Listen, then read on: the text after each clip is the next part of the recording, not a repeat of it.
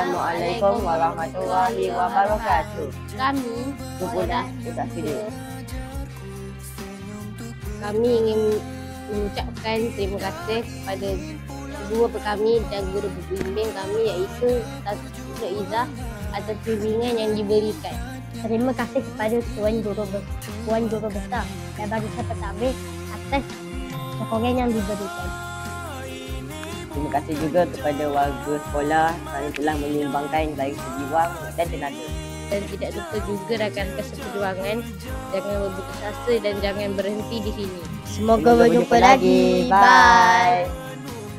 Sejauh mana perjalanan dan liku yang kami hadapi, ujungnya kami puas dengan rezeki yang diberi.